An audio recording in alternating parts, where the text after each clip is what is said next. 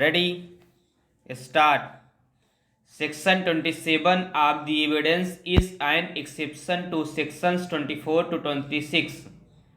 Admissibility under section 27 is relatable to the information pertaining to a fact. Provision merely facilitates proof of a fact discovered in consequence of information received from a person in custody accused of an offense. Thus, it incorporates the theory of confirmation by subsequent facts, facilitating a link to the chain of events. It is for the prosecution to prove that the information received from the accused is relatable to the fact discovered. The object is to utilize it for the purpose of recovery, as it ultimately touches upon the issue pertaining to the discovery of a new fact, though the information furnished by the accused.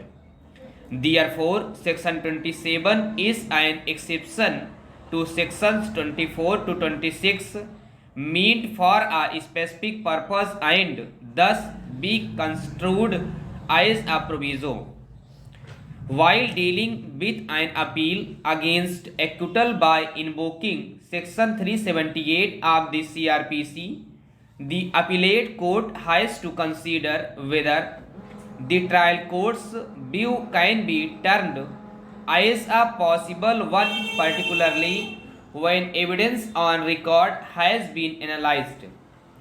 The reason is that an order of acquittal adds up to the presumption of innocence in favor of the accused.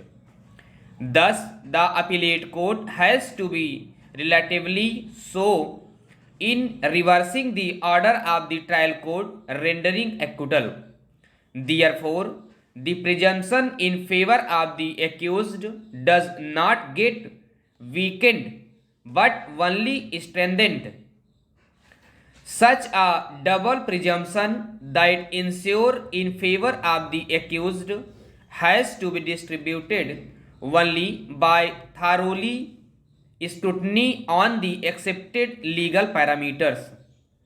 The first information report in a criminal case starts the process of investigation by letting the criminal law into motion.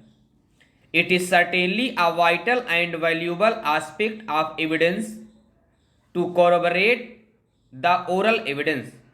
Therefore, it is imperative that such an information is expected to reach the jurisdictional magistrate at the earliest point of time to avoid any possible antedating or anti-timing leading to the insertion of materials meant to convict the accused contrary to the truth, and on account of such a delay may also not only gets bereft of the advantage of spontaneity, there is also a danger creeping in by the introduction of a colored version, exaggerated account, or concocted story as a result of deliberation and consultation.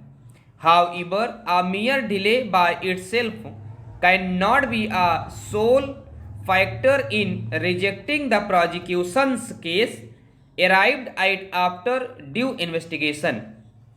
Untimely it is for the court concerned to take a call.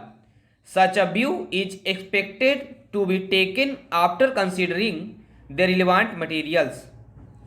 An inordinate and unexplained delay may be fatal to the prosecution's case but only to be considered by the court.